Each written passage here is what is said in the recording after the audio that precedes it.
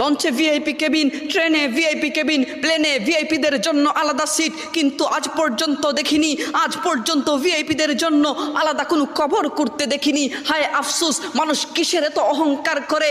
মানুষ শুনে রাখো, যখন মালাকুল মউত এসে তোমার সামনে হাজির হয়ে যাবে, তখন তোমার আর কোনো উপায় থাকবে না। তখন সকল মানুষকে একটা জায়গায় যেতে হবে। সেই জায়গার নাম কি জানোনি ভাই? সেই জায়গার নাম হলো কবর।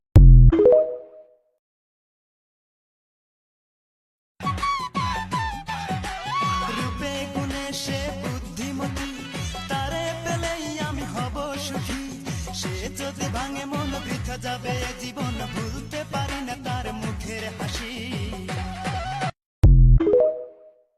আমরা এখন একটু বাউল গান শুনে বিদায় নিতে চাই।